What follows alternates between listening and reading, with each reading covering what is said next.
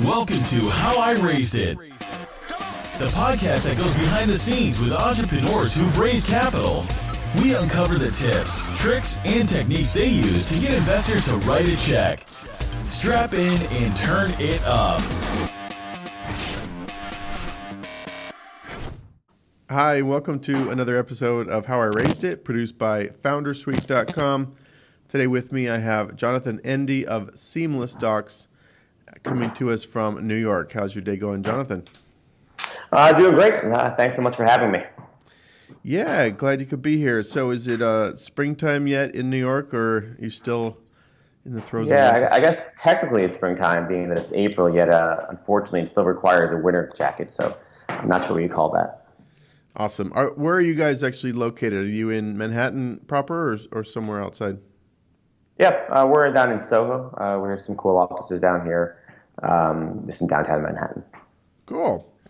Are you a native New Yorker? Or did you move there? Just over the bridge. I grew up in northern Jersey. Spent a little time, went to school down in Emory and Atlanta, spent some time in Florida.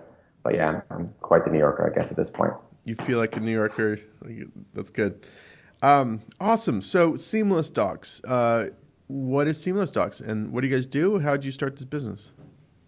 Sure. So starting from the beginning, it was, almost 5 or 6 years ago now. I was doing some paper processing. I was doing a lot of stuff where attorneys would actually outsource their paperwork to me, doing paralegal outsourcing. The initial goal was actually maybe building a TurboTax for tax relief, and just kind of had this longer epiphany, which is like, why are we still filling out, as I like to call them, dumb PDFs, right? That aren't smart. They ask you 100 questions, maybe 20 are pertinent to you. And that was kind of the aha moment where we're like, okay, great, let's build a tool that allows you to build web forms and have them populate a PDF. It was a little bit of a journey for the first 2 years, and ultimately we ended up focusing exclusively on governments, and that kind of brings us to what we do today. So today, as I mentioned, we work only with governments, mostly on the state and local level, to help them take their existing PDF and form processes. So when you go to that government website, you have to download that dog application. Now we basically let them take that PDF, upload it to our platform, and in just seconds, we turn it into a beautiful online version. So now it can be completed from any device. You can add attachments, you can even add payments or calculations. You can add e-signature.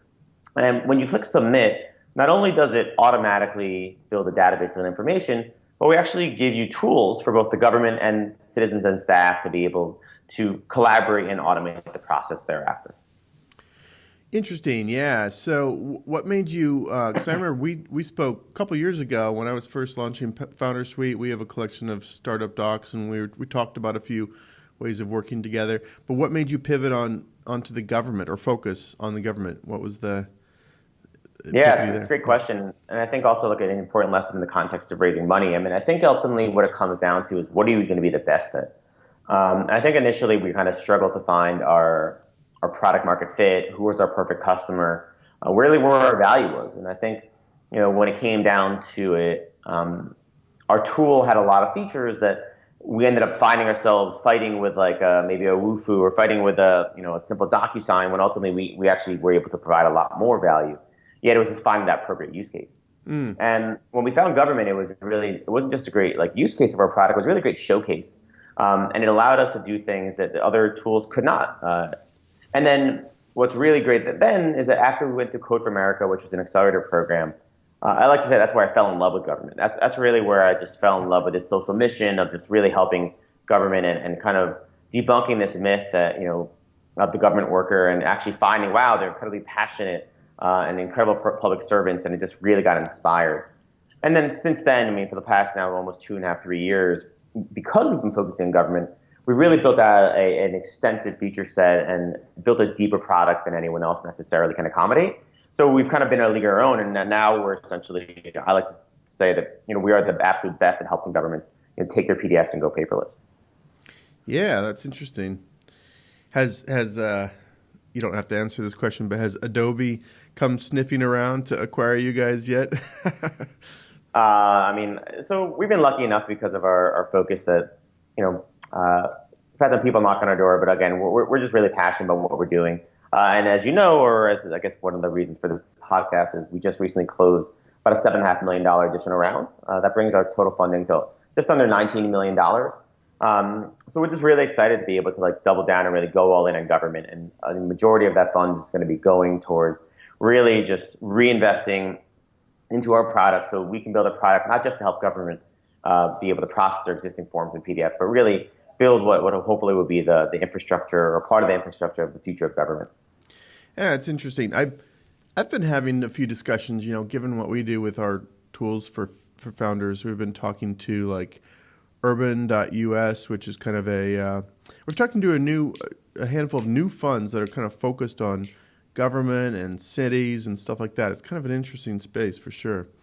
Yeah. So funny enough, so both, the Govtech Fund is one, Urban Us is another one, 1776. And funny enough, I think we were probably all three of theirs first investments. I think for Govtech, when Govtech wrote us their first check, I don't think they actually didn't have a fund yet. Oh. And then also for Urban Us, Sean. I remember talking to Sean, and Sean wrote I think we were actually their first investment, or he committed. Again, same thing before having a fund. So, really? I think as I like to say, we were when we started first selling to government, it was just called selling to government. Yeah. We like to consider ourselves one of the pioneers in the GovTech space, and we've personally, me included, we really debunked a lot of the myths about what is it like to work with government, such as, it's a long time, it's slow to move, they're not looking for innovation. And, I think now, a couple of years later, only having hundreds and hundreds of governments, we have clients in every state across from the largest governments in the country to large states to small towns in Idaho. We've been able to debunk that myth and prove out that, wow, the government is ready for innovation. They are ready for the cloud. They are ready to go online. And actually, even more so than that, they're excited about it. Yeah, that's very interesting. Well, fantastic. So let's talk about fundraising, and I want to hear what it's like to pitch a government-focused product to VCs. But let's start off with the early days, which I guess is 2012 era. And I'm just looking at my list here. I have Entrepreneurs Roundtable Association, HBS, Harvard Business School alumni, New York Angels. Sounds like you covered a lot of different groups in those early days in your quest for funding. So maybe talk about raising that first. I guess, was it a pre-seed round? I don't even know what you call that, but yeah. Yeah, well, Angel round. I like to joke around. It all started at Junior's Cheesecake in Times Square. This is a funny little anecdote about, when we first started, it was myself. I had the paper processing business. I spun it out. I had met our CTO, Chachi Camejo. We were actually down in South Florida at the time. And we kind of knew we needed to take things to the next level. And, just a small funny thing is we actually posted a listing on GoBigNetwork.com. And if you haven't heard of GoBigNetwork.com, I'm not even sure it exists anymore. This is like pre-AngelList. And, I remember, I think I got 2 responses to an ad. One was this, Canadian angel investor, Jamie Dewar. And, the lesson there was, he was like, I'll be in New York actually for a trip with my family. Like, any chance you'll be in town? And I was like, of course I will. And I literally looked on Kayak on my phone and booked a trip to New York one way and text my buddy, hey, can I sleep on your couch? And then I got to New York, and we were supposed to meet at 2:00 on Friday, and he calls me at 1:45. He's like, hey, Jonathan, I'm so sorry, but I'm not going to be able to make it. And keep in mind, in retrospect, if he didn't invest, I'm pretty sure the company would not exist anymore. I would have probably, maybe worked my family company or done something else. And he called me, and I don't even think I responded. I think he just heard my heart break out loud. And he's like, if you want, I can meet you at midnight. My family's going to see a Broadway show, and we're going to be in Times Square. We love Junior's Cheesecake. Uh-huh. And I was like, that's so funny. I'll actually be in the area. And yeah. I ended up meeting him at 12:15 at Junior's Cheesecake, pulled him away. He's like, you've heard of an elevator pitch. This was a cheesecake pitch. I had until the time it took him, his wife and his 2 daughters to finish their cheesecake to pitch him. Luckily for me, I speak fast. So I was able to, get the commitment, and it gave us a lot of confidence. I think on Tuesday that week, I don't even think we had doc signed at the time. It was, we ended up wiring $125,000, I believe. And I guess that it's ultimately, the story there is just, be willing to do whatever it takes and take those chances. The amount of times early on in the early days when I went to a networking event, not sure what will happen, and I met someone that ultimately either introduced me to someone or, for financing. So in the beginning, it's a lot of just doing whatever it takes. But then with that being said, you asked about early on, and then from there, I think with each step of funding, you kind of that window gets smaller. And as you mentioned, I pitched anyone that would listen in the early days. I mean, it was hundreds and hundreds of pitches and hundreds of emails, hundreds of unanswered emails. I think from a persistence perspective, that's a huge part of fundraising, is being organized, having your follow-up mechanism. If you email an investor one time and they don't respond, that's okay. Just make sure you set and that in itself is now at the same time, you're also trying to work in your company, which is hard too. But I think that obviously is important, that persistence element. I think I test in the early days a lot of my fundraising exclusively to my persistence and my personality. And I think it was just, I was passionate. If anyone left, they might not even understand what the hell I was saying, because especially back then, I was on a lot of Red Bulls and talking a million miles an hour, and I was really excited about all the features that we were adding. Yeah. I remember it used to take me 28 minutes to do a demo and 2 minutes for questions, and now I can do a demo in 2 minutes and spend 28 minutes asking questions. So it's a huge change there. So again, the second lesson there is just persistence and passion. I mean, ultimately, in the beginning days, don't pretend you know everything, because I can almost guarantee things will change. And then as we've evolved, I think that's another thing that's interesting. Even our second round of funding, I think we raised $1 million or so bucks. We at that point, I mean, it was a little more focused. We were talking a little bit more conceptually about what we were trying to achieve, but we were still pretty broad. And I think what was a little bit scary about going into Govtech was, at the time, especially as I mentioned, 3 of my investors that are actually probably well known as the more avid, proactive investors in the Govtech space barely what existed, right? So I went from having an investor pool of 200 or 300 unlimited to now having an investor pool that was much smaller. Yet, as we like to say in sales, my conversion rate increased, right? And probably one of the best things that I heard is I was actually sitting in Code for America with Tim O'Reilly and Jen Polka, and I was giving a demo of our early product, and he literally was looking at the ceiling panels. He was so bored, I think. And I look at him, I said, Tim, is everything all right? And he comes down from his trance and he says, Jonathan, I don't believe you're going to beat Adobe. He goes, but I do believe you can be the best, government form builder. He goes, who's the first person to fly transatlantic?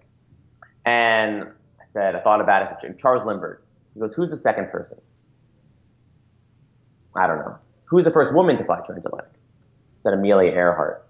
And it was just incredible. I literally had this enormous light bulb not just go off, but explode, because it was just interesting. If you can't be number one in your category, make up your own category. And that's absolutely what Seamless Docs did. And I think from then, instead of me, telling people and begging or trying to persuade them as why we were different than DocuSign, why we were different, all of a sudden when we focused on government, our pitch became so much more concise. Whenever my pitch, it was very obvious who I was selling to, how much I was selling it for, and what the value was. And although you're right, I absolutely excluded some people from those discussions, our conversion rate, it was a lot more obvious. And by the way, everything became easier. Building product became easier, messaging became easier, and fundraising became easier. Yeah, very interesting. That makes a lot of sense. I love that quote. I wrote it down here. If you can't be number one in the category, make up your own category. That's absolutely fantastic. Yeah. Marketing 101. Yeah, I totally understand, and I like that focus thing too. It makes everything easier too. We had to pivot ourselves. I think you and I last talked about 2 or 3 years ago when we were trying to do this broad suite of tools for founders, and then we focused in on just fundraising tools and investor relations, and it's made everything easier, better, more focused, more clear. Yeah, so I love the focus concept too. Awesome. Okay, so let's see. So maybe just touch on, if you recall, I know it was a few years ago, but what was it like pitching New York Angels, right? If you were maybe advising a younger New York founder who's interested in approaching some of these New York Angel groups, any tips on that? What was that process like? Yeah, absolutely. I mean, Harvard Business School Angels, New York Angels. I mean, ultimately, I think the early tip there, I have a good tip and then a precautionary tip in that regard. Is ultimately when you're pitching groups of angels, again, it's the same thing. You're not going to appease all of them. New York Angels had a broad spectrum of investors. Some had media backgrounds, some had legal backgrounds, some had software backgrounds, and some government backgrounds, et cetera. And I think ultimately there's this notion where you're trying to appease everyone. And, I think just don't ever forget the power of no. I look back now and it was like every question that was asked to me by the audience after a pitch, I was like, I remember there's still to this day, there was one investor, he was like, you got to be offline. You have to have offline access to your forms. And I remember us being like, okay, great. Like that's definitely something, but like right now our roadmap, like that's going to take us some time. And I actually ultimately think he ended up not investing. And I actually think, and he called me later, I ran into him and he actually said he regretted it. But I mean, I think that was one thing where. Don't you love that though? Don't you love that when you get that investor who told you no? That's why I do this actually, I think. Just to prove people wrong. All the naysayers. But I mean, but ultimately, and keep in mind, there were a lot of people that thought I was crazy when I started doing Govtech. Investors included. And, I think having that conviction and now everyone's like, oh, it seems so obvious. There is this definitely leap of faith. But ultimately, so to continue with that point, is just, you don't have to please every person in that angel investor group. And ultimately, just stand by the conviction and be sure of what you want. Just because an investor asks a question about your product does not mean you should change your product roadmap based on that. But also listen. And the second thing from a cautionary matter is keep in mind, ask them how they invest. A lot of times angel groups can negotiate as a group or participate individually, which, by the way, is a little bit of a cart and a horse kind of problem. Yeah. Because ultimately they'll say, oh, well, if you guys, we'll give you $250,000, but we want this term, and this term. Keep in mind, angel investors are a little bit more investor-friendly terms versus like a lot of VCs now have kind of gone to like more middle of the road. So just be careful there, because just because they say, oh, we think we'll invest 200K does not necessarily mean they're going to invest 200K. I had probably 2 or 3 situations in our early stages where I was promised X dollars and they negotiate on those terms. And then when it came down to it, I only got 80% or 70% of the actual funds that we were discussing. Yeah, that makes sense. Interesting. Mm-hmm. Okay, good stuff. Would you advise then to maybe oversubscribe, knowing that 20% or something like that is going to drop out or not materialize? Yeah, absolutely. I mean, oversubscribing, it's one of the greatest tools you have as a founder. I mean, I tell CEOs all the time when I ask them how much money and then I ask them why. I'm always surprised they don't have an answer. There's a big difference in raising $250,000 to $500,000 to $1 million to $1.5 million and so forth. And, ultimately, especially early on, I encourage founders, if you want to raise if you think you need 750, that'd be great, but you could do 500, raise 500, be oversubscribed. You have a lot more power in oversubscription than you do in 750, and don't underestimate the power of momentum when you're doing a fundraising round. Yeah, for sure. Did you have momentum when you were raising, let's say that, I guess it's the 1.25 million round with 1776, Govtech, RosePaul. What was that round like? Did you have some pretty good momentum there? You had focused in on Govtech. Kind of tell us about that environment. Yeah, I mean, I think ultimately it's just about messaging, and I think that's something I've definitely understand a little bit better now. Is I think I will definitely say that as you get that momentum, it just becomes easier, and you can start making rules at all. If you don't. So I think from a momentum perspective, you have to kind of create that. I mean, that's part of the art of the fundraise, is that finesse. Our last round, for example, I think we initially were going to raise anywhere between 5 and 7 million. And as I think the spoiler here, I think we raised 7.5. So, how I was able to do that was, basically at a certain point, I was talking to a lot of people and I was able to, let them know, hey, by the way, like this person is actually thinking about investing $1 million, and, I need to know ASAP. And then by building that momentum, and then I had a couple of existing investors that were going to invest, 500 and came over 750. And as I was able to communicate that appropriately and tactfully, I was able to kind of create that momentum and let them know, oh, well, hold on, these guys are doubling down on their investor and they know you. Well, I want to do that too. And I think that's definitely an interesting element, again, as I mentioned, is finesse when it comes to these fundraising rounds and how to structure that. And also, by the way, like, don't be afraid to ask, like, are you in or are you out? Because don't underestimate the value of your own time. A lot of investors want to be the last ones in, and ultimately, which I do understand, but just don't underestimate the power of being like, are you in? Yes or no, and having that conviction. Because I think that also, as I've grown into my fundraising rounds, in the beginning I was almost nervous to ask. I was like, oh, well, let me know. And now I'm like, okay, great, guys. Like, I have $750,000 left in the round. I would like to know, as soon as possible. I have some other people interested. How much are you going to invest, and when can I get a commitment? And then also, by the way, this is something that happens in sales with government too, is understanding process. An angel investor might not have a process. It might just be like we're signing a check. An angel fund might have a process where they have a committee that you need to invest in. A venture fund might have a investor committee that you need to present to, or it might take some additional time. So just understanding that New York State is one of our investors, and obviously there's a process behind that, and just being respectful of that and asking up front, what does that look like so you can better plan your own financing. Yeah, no, that's a good. I like that. What's understanding the process of who you're pitching.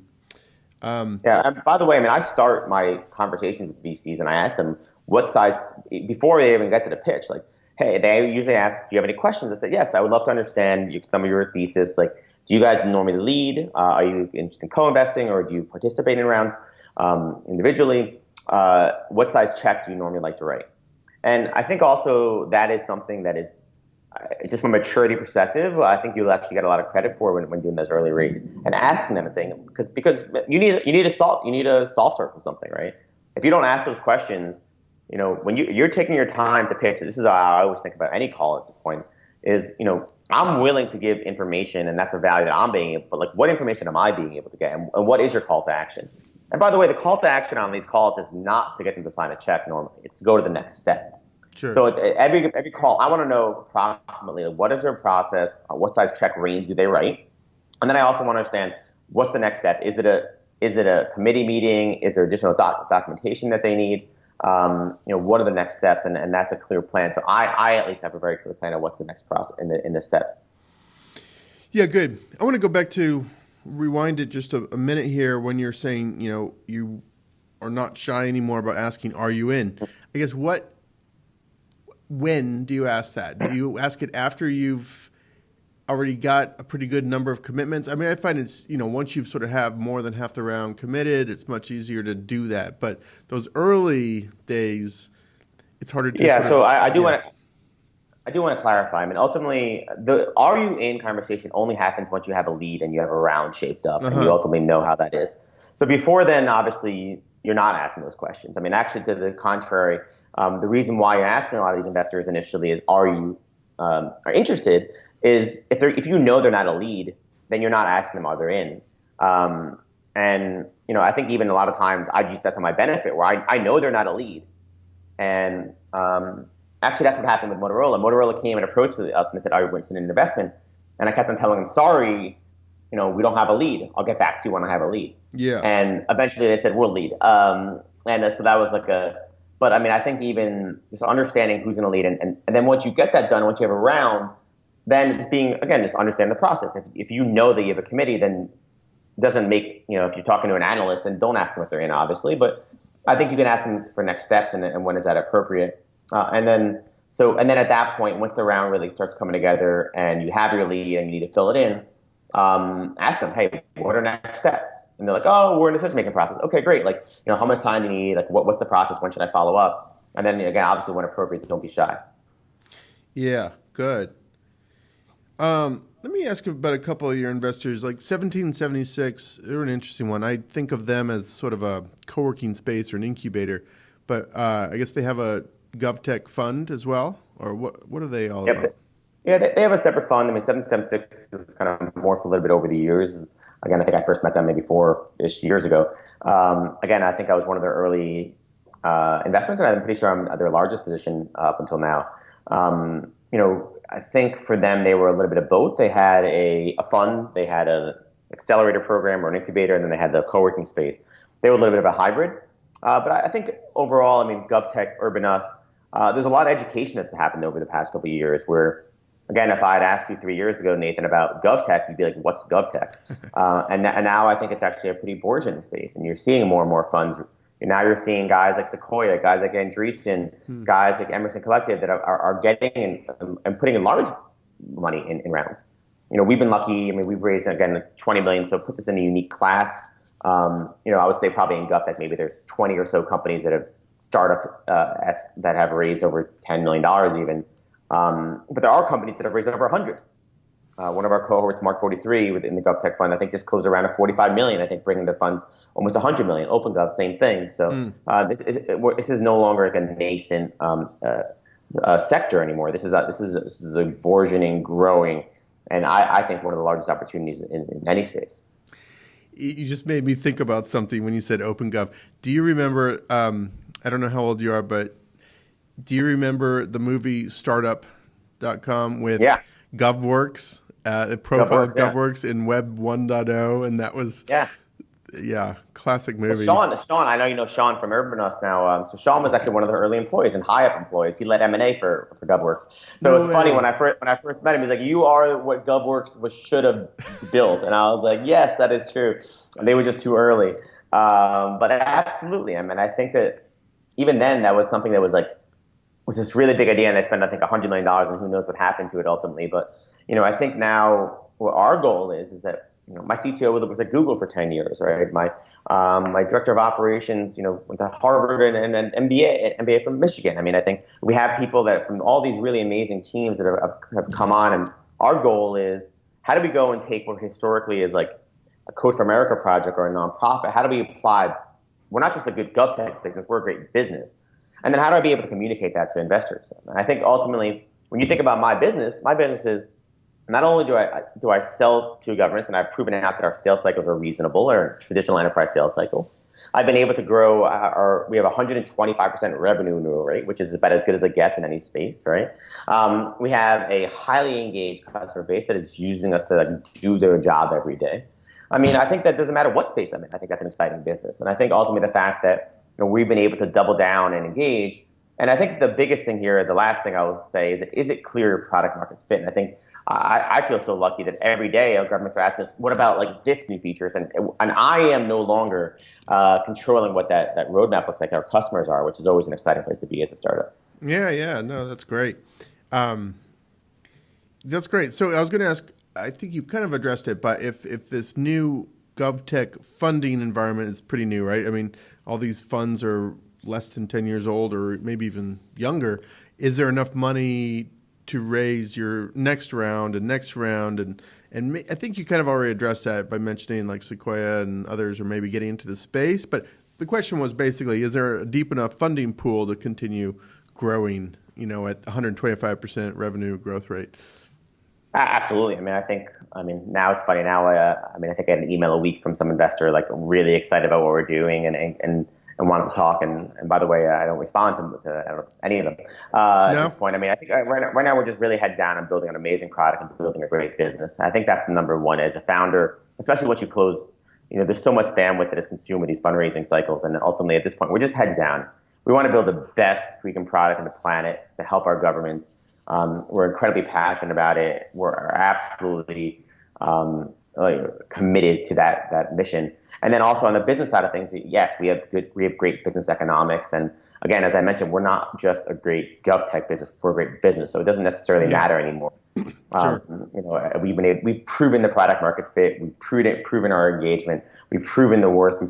And I think it's undeniably a large space as well. So I want to riff off that a little bit. You mentioned now your head's down. You're not responding to these inbound inquiries. There's kind of two schools in thought, right? Like, should the CEO be always fundraising, even in between rounds? Or I guess, would you advocate for just raise the money, go heads down until you're trying to pop back up and raise some more, kind of? Yeah, I think ultimately a lot of venture capital is about relationships, right? And I think ultimately, and you have a certain reputation. I think you obviously want to be fostering those, but yeah, at the same time, if you allow those distractions, there'll always be a distraction. And I think, keep in mind, a lot of times these investor calls are very much so information collection and just keeping their tabs on you. And I think ultimately, throughout the years, I think when appropriate, I've kind of, made relationships, and I think, and I keep in touch again when appropriate and share news when appropriate outbound. But I think just being careful of not making too much distraction. Again, we've raised many rounds, so obviously I haven't been entirely heads down. But even this last round was majority in terms of relationships. Every single one of our existing investors or that had the capacity to invest in it, and as I mentioned, double down even more than their pro rata. And I think that's something that I think. I don't know if you could be any more flattered as a founder. The fact that because these are people that are working with you and have seen you through the hard times and the great times. So I think that's something that don't underestimate relationships, and it's something where I think I've been able to balance that balance between like not being overly networking, but at the same time maintaining those existing relationships is something that I think I've done a decent job balancing on. Yeah, good. Do you send a newsletter to all those folks that are maybe prospective or inbound folks? Do you do anything like that?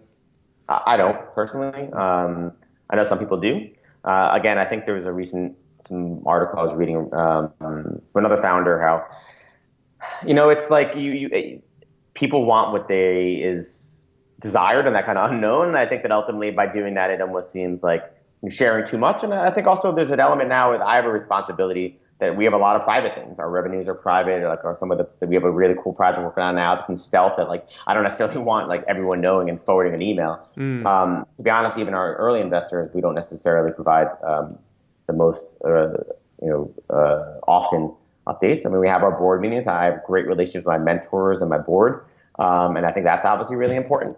But obviously, sending a newsletter, I don't know if I'd recommend. It seems a little too like not unique. Again, investors kind of want to feel like, oh, this is a deal I have the opportunity for and things like that. Interesting, yeah. Kind of keeping the mystery around it. That's interesting. All right, this is awesome. So last question here. What mistakes have you made? What advice would you give? What's kind of the core learnings you've learned from this 5 years plus of fundraising and building your business? Yeah, I mean, mistakes, I definitely made all of them. I think starting with the first one, where us, it took us 2.5 years to focus. Find your focus early. If you think about any company, Facebook, Uber, they started with a small subset, and now they've actually grown to be much larger. Uber was black cards for San Francisco. Facebook was university student, Ivy League university student networking. Focus. Second one is don't worry about the features. Sell the concept, sell the vision of what you're creating. But also make sure they understand how you're going to execute. Is it clear how you're going to get your first customer and how you're going to make money? Number 3, I would say is ultimately, it's just persistence and focus. And I think the combination of those two, and just passion. I mean, at the end of the day, is this something that you want to be doing 5 years from now? I mean, for me, I think I'm lucky in a way. I mean, we stumbled into our passion almost accidentally. People say, "Oh my God, like how'd you get into government?" And I was like, by accident. We were really lucky. I guess, as I mentioned, I fell in love with government, and I couldn't feel more lucky / blessed to get to come into work and work on this incredible social mission. But just make sure that, is this something you want to be doing 5 years from now? And making sure you fall in love with the purpose and not the love with just the idea. So yeah, I mean, I think other than that, it's a roller coaster for sure, and I think also as it grows, by the way, like you still have your downs. It's just actually the highs get higher and the lows get lower, and I think ultimately, it's a journey I wouldn't substitute for anything. So whoever's listening to this, again, I wish you the best on whatever journey you might be having. The more focused, the easier it is to execute on everything. And I wish everyone the best of luck. Awesome. Good. So if anyone wants to check you out, it's just seamlessdocs.com, right? Yep. Any plug you want to make, any call to action, any open job recs you're trying to fill for, or anything you want to plug at all? Oh, wow. Thanks. Normally I have to do that myself. I don't get the offer. Absolutely. If you're passionate about changing the way government works, we're hiring for pretty much any position there is: sales, success, engineering, marketing, operations, everything.